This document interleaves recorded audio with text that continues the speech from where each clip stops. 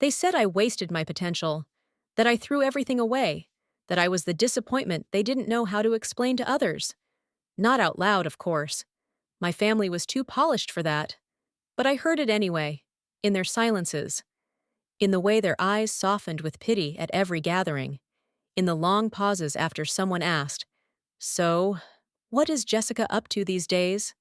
I stopped correcting them eventually. Let them talk. Let them think I was lost. Because sometimes the truth doesn't shout. Sometimes it waits. My name is Jessica Parker. I'm 34 years old. I live in a modest apartment on the edge of Portland. I make my own coffee, fix my own faucet leaks, and yes, I still drive that old Toyota Corolla that rattles when it turns left. To them, I'm the one who stayed behind. The one who didn't get married, didn't climb a corporate ladder, didn't buy a house with a big backyard. I became the family anecdote, a warning, a whisper of what not to become. It wasn't always like this. I was once the overachiever. National Honor Society, top of class, scholarship to Stanford, the future lawyer of the family. That title stayed until I walked out halfway through my second year of law school, just after my engagement fell apart, and my anxiety stopped responding to sleep or medication. They didn't understand. They didn't ask. Just adjusted their tone when they said my name. My sister Emily, on the other hand, followed the plan. She studied marketing, married young, worked her way up in a firm where she could wear heels and carry coffee with confidence. Emily was easy to brag about. I wasn't. 3 weeks before her wedding, I got a group text. "Can you help with the programs or something small? I know you're not really working right now." I blinked at the message. I own my own company. It's not flashy. It's not something you'd understand in a single sentence. But it's real. Real enough to pay my rent, to employ 3 part-timers, and to be featured in a national podcast on social innovation. They didn't know because they never asked. Still, I said yes to helping with the programs because that's what the quiet ones do. We smile. We say it's fine. We carry the chairs. But sometimes quietly, we build things bigger than the ones who ignored us. The night before the wedding, I was at the rehearsal dinner, folding napkins into swans like it mattered. My mother introduced me to Emily's soon-to-be in-laws as Jessica, the creative one. She does freelance, I think. Freelance, that catch-all word they use when they don't want to admit they don't know. I just smiled and said, "Something like that." Emily didn't look up. She was too busy laughing with her bridal party. But her fiancé, Nathan, he watched, just for a moment. A flicker of curiosity, or maybe something else. Then it was gone. I didn't think much of it. The wedding day came fast. White roses, a cathedral veil, rows of smiling people who all knew their role. Mine was simple. Table 5, next to Aunt Denise, who once told me she prayed I'd find direction. I didn't correct her either. Because if you tell people you're happy when you don't look like their version of success, they assume you're lying. Dinner was served. Toasts were made. I stayed quiet, ate politely, smiled at the right moments, until Nathan, the groom, came over.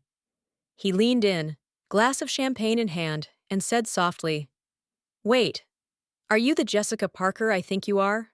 My fork froze. He stared. The founder of Teachwell? The digital platform for underserved schools? His voice wasn't mocking. It was awestruck. My family stopped talking. Their forks hovered midair. The silence that followed didn't feel like judgment this time. It felt like a crack in the narrative. I looked at Nathan and simply said, "Yes." The silence at table 5 lasted exactly 6 seconds. That might not sound like much, but in wedding time, 6 seconds is a lifetime. Enough for forks to lower, brows to lift, and mouths to close mid-sentence. My mother looked like someone had just spilled red wine on the dress code. Nathan's eyes didn't leave mine. "Teach well," he said again, almost to himself.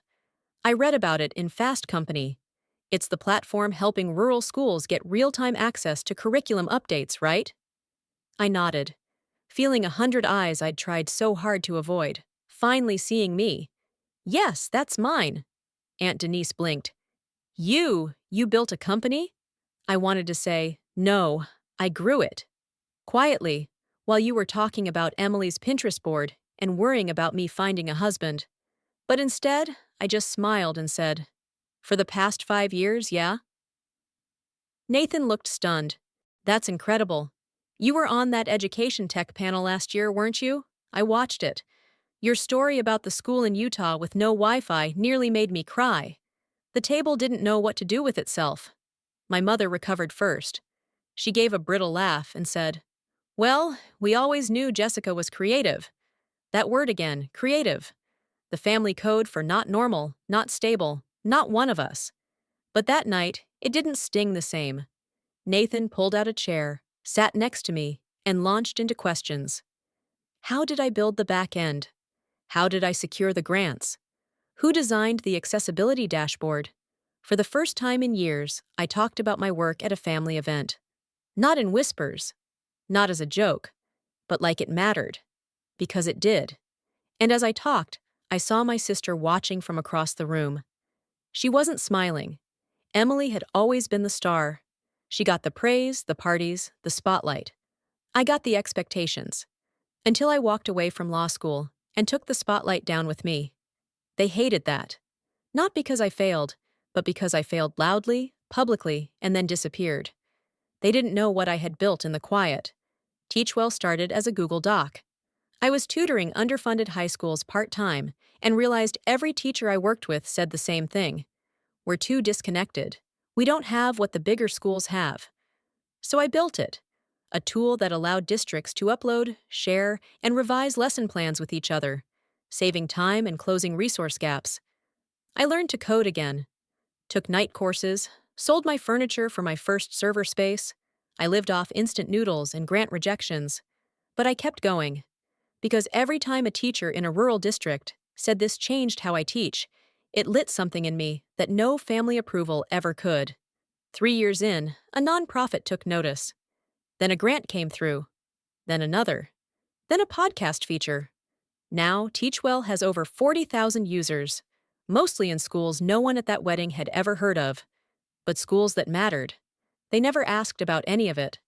And maybe that was the part that hurt most. Not that they misunderstood me, but that they never tried to understand at all. After dinner, while Emily was dancing with her new husband, my mother approached. She had that tight smile again, the one she wore like armor. "You never told us about this Teach Place thing," she said. "Teachwell," I corrected gently. She tilted her head. "Why didn't you mention it before?" I shrugged. Didn't seem like anyone was listening. She blinked at that. Maybe stung, maybe not. It was hard to tell with her. "You could have said something," she added. "I did," I said. "Just not in words you wanted to hear." She didn't respond to that. Just looked away, like she was already rewriting the moment in her mind, editing it into something that didn't make her uncomfortable. Later that night, I slipped away from the reception and walked alone through the garden path behind the venue. It was quiet, the kind of quiet you earn after too many rooms full of noise. I stood under the fairy lights, remembering the last time I sat in this much silence. It was the day I walked out of law school, the day no one called, the day I became the family failure. I smiled softly to myself. Let them keep their silence, because I was done shrinking to fit their version of success. This was just the beginning. The Monday after the wedding, my inbox looked different.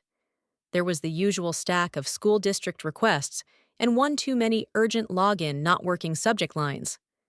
But then, halfway down, something new caught my eye. Subject Inquiry, Keynote Panel on Rural Education Solutions from Executive Director, West Coast Learning Summit. I opened it slowly, almost afraid it might disappear. "Hi, Jessica," it began. "We saw your work through the Forbes Education feature and recently heard from a contact who spoke highly of you at a wedding. Nathan." It had to be. They wanted me to speak on a panel next month in San Francisco. 3 other founders, a senator, and the head of a major charter school network. It was real, professional. The kind of opportunity you forward to your parents with a proud, "Thought you'd want to see this."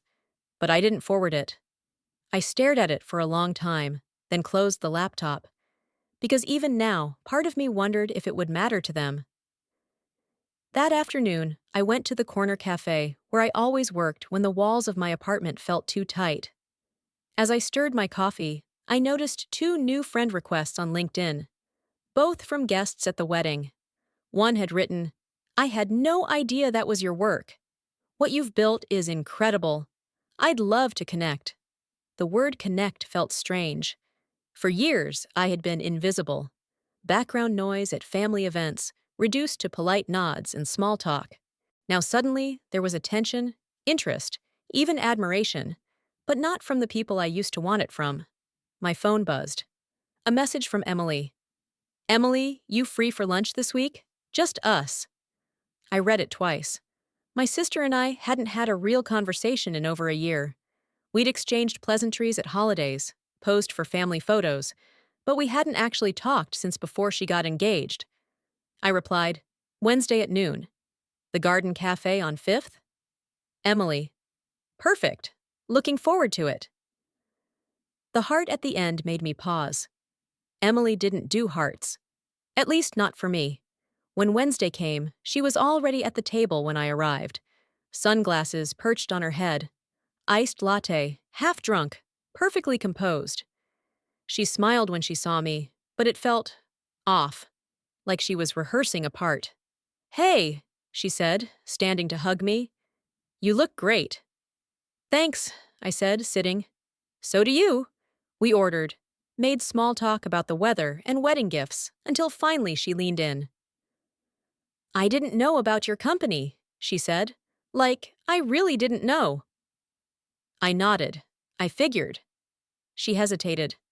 "Why didn't you tell us? You could have said something sooner." I looked at her carefully. Would it have mattered? Emily blinked, caught off guard. "Of course it would have." I raised an eyebrow. "Last Christmas, you asked if I was still doing that online thing. The year before that," Mom said, "maybe next year you'll have something real to share." And every time I said something about my work, the subject changed. She looked down, stirring her drink. "I guess I didn't realize." "That's the point," I said quietly. "No one did. Because no one cared to ask." There was a pause. For once, she didn't have a defense ready. Then she sighed. "You know, I think I always resented you a little." "That I didn't expect." "What do you mean?" "You left," she said. "You walked away from the plan, from law school, from everything they wanted. And even when they judged you, you still did your own thing." I never had that courage. I sat with that. It was the first honest thing she'd said to me in years. "I didn't feel brave," I told her. "I felt like I was falling apart, but I had to choose something that wouldn't break me." She nodded slowly. "You chose something meaningful." "I see that now, and I'm sorry for the way we treated you, for how I treated you." I didn't know what to say. I dreamed of this moment, but it felt different in real life. Softer, less triumphant, more human. "I appreciate that," I said. "Really." We sat in silence for a while, but it wasn't the cold kind. It was the kind that mended something invisible. Before we left, she reached across the table and touched my hand. "You're not a failure, Jess. You never were. We just weren't paying attention." That stayed with me. But the truth? I didn't need their validation anymore. Because I was building something that mattered, with or without applause. And soon the world would know it too. The week after lunch with Emily felt strangely still. There were no dramatic family group chats, no calls from my mother asking probing questions, no sudden praise or overcompensating compliments. But something had changed. Not loud, not visible. But I felt it. Like a shift in the air pressure.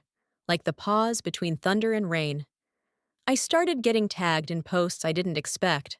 One from a wedding guest. "Truly honored to meet the founder of Teachwell last weekend. The world needs more people like her." Another from a teacher in Oklahoma I'd never met. Because of at Teachwell, I was able to adapt my curriculum for students with learning disabilities. "Thank you, Jessica Parker." Then came the message from a local reporter. "We're doing a piece on changemakers from the Pacific Northwest. You've been nominated several times. Would you be open to a short interview? I stared at the screen, blinking. For years, I had fought to get people to care. Applied for funding. Cold emailed superintendents. Built late into the night just for someone to notice. Now, the noticing was coming to me. Still, I didn't tell my family. Not yet. Let them hear it on their own time. When it wasn't me trying to prove something, but simply the truth arriving uninvited. That Friday, I had coffee with my old mentor, Nadia, the first person who ever looked at Teachwell and said, "This could be national." She took one look at me and smiled. "Something's different," she said. "You're standing taller." I laughed. "Maybe. Or maybe I'm just done ducking." She sipped her espresso and leaned forward. "Are you ready for what's coming?" "What do you mean?" "I mean attention, Jess. Awards, speaking invitations, the pressure of recognition. You've been working in the shadows for so long that I wonder, are you ready to be seen?" I thought about that, and I realized, for the first time in my life, I wasn't afraid of being seen. I was tired of pretending not to matter. "Yeah," I said, "I'm ready." The interview came out 3 days later. A clean, honest piece about the evolution of Teachwell, featuring a photo of me standing in front of a classroom, smiling with one of our earliest student pilot groups. The caption read, "Jessica Parker, the quiet visionary changing the future of public education." I didn't send it to my mother, but someone did, because the next morning she called. "Hi," she said after a long silence. "Hi," I replied. "I read the article," she said. "It was impressive." "Thanks." Another pause. "You looked happy." "I was." She took a breath. "I didn't realize the scale of what you were doing." "I know, I feel like I missed so much." "You did." Silence again. "I'm sorry, Jessica," she said quietly. "I know that's late, but I am. It wasn't perfect, but it was something." "I appreciate that," I said. We talked for a few more minutes about nothing big, weather, groceries, a new bakery that opened near her. But under it all was something new, respect, fragile, tentative, but real. Later that week, the interview was shared again, this time by a national education platform. My inbox flooded with speaking invitations, school partnership inquiries, and even a few cautious messages from distant relatives who suddenly remembered they were related to me. And then, at the end of the week, I got the invitation. Emily and Nathan's post-wedding celebration brunch. An informal get-together for close friends and family to celebrate their new journey together. I wasn't going to go, but part of me was curious. How they'd look at me now, what they'd say. And part of me wanted to see if anything had truly changed, so I said yes. The brunch was in a sunlit garden behind a country club. White tablecloths, mimosas, tiny name cards. I wore a soft navy dress, and my confidence like armor. As I stepped inside, heads turned. Some smiled politely. Others looked uncertain, like they just realized they might have been wrong about me for years. Nathan spotted me first and grinned. "Jessica, glad you made it." Emily came over and hugged me, this time tight. Sincere. We sat at the same table as our cousins. I expected the usual awkward chatter, but instead, I heard it. "Jessica's company was on the news this morning. She works with school systems nationwide, right? I read that article. She built it from scratch, like, alone. They weren't whispers anymore. They were echoes of respect. And for the first time, I didn't feel like a misfit at the table. I felt like I belonged. It happened at the wedding reception. Not the ceremony, not the speeches. Not even during the cake cutting, but during dinner. Just after the salads were cleared. Just before the main course arrived. I had found my seat quietly, back corner table, next to a cousin who once told me, tech stuff was a man's game. It didn't matter. I wasn't there for them. I was there for Emily. Despite everything, I wanted to honor her day. And besides, I'd made peace with being invisible in rooms like this. Or at least, I thought I had. The clinking of silverware and the soft hum of chatter filled the hall. I was halfway through a polite conversation with the florist about hydrangeas when Nathan, Emily's new husband, stood from across the room and walked over to our table. He smiled, leaned down beside me, and asked softly, "Wait, are you the Jessica Parker I think you are?" The room didn't stop immediately, but the air around us did. I glanced up. "What do you mean?" He smiled wider. "I just saw an interview on LinkedIn this morning about Teachwell, the digital education platform that's transforming rural learning environments. The founder's name was Jessica Parker. Looked just like you." I froze. Before I could respond, someone at the table muttered, "That's our Jessica. She's been doing some online thing?" Nathan looked surprised. "The Jessica Parker? The one who created adaptive curriculum software for underfunded schools?" I gave a slight nod. "That's me." It was like someone pressed pause on the whole evening. Conversations around us stilled. Heads turned. Forks hovered midair. Even the servers slowed their steps. Emily, from across the room, looked over, eyes narrowing, trying to read the moment. Nathan turned to the table and said, "Guys, do you understand? She's the reason my cousin's school in Wyoming finally got a working digital learning plan. Their dropout rate went down by 30% in 1 year. I read that case study." Uncle Raymond, who once joked I should marry rich, cleared his throat and sat straighter. Aunt Denise's wine glass wobbled as she set it down.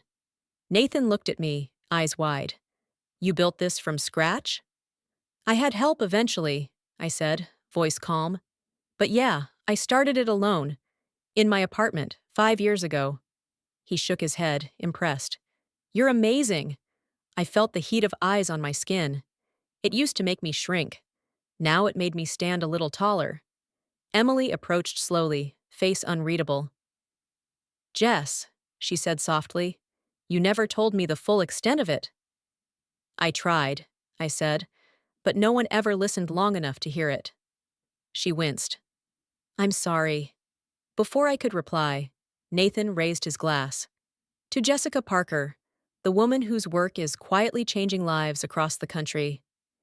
May we never underestimate what grace and grit can build behind closed doors."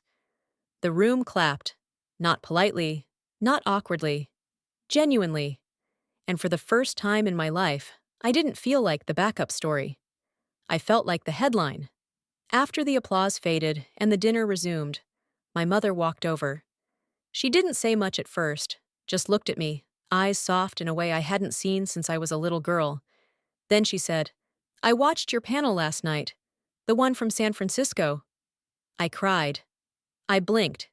"You watched it?" She nodded. "3 times." I swallowed hard. "I was so focused on what you didn't become," she said, "that I never saw what you were becoming." She reached out, gently touched my hand. "I'm proud of you, Jessica." My throat tightened, but I didn't cry. I just nodded. Later that night, as the music swelled and people flooded the dance floor, I stepped out onto the terrace. The air was cool, the sky brushed with stars. Nathan joined me a few minutes later. 2 glasses in hand, he passed me one. "So what's next for Teachwell?" I smiled. "Expansion. More rural districts, more languages, and maybe international reach. There's a team in South Africa asking for a pilot." He raised his glass. "To the future, to quiet beginnings," I added. We clinked glasses. As the night wore on, I thought about the years I spent hiding, dimming my own light to avoid making others uncomfortable. I thought about how they talked behind my back, called me a failure, rewrote my story before it was finished. But the truth? They didn't write my story. I did. And now, the world was finally reading it.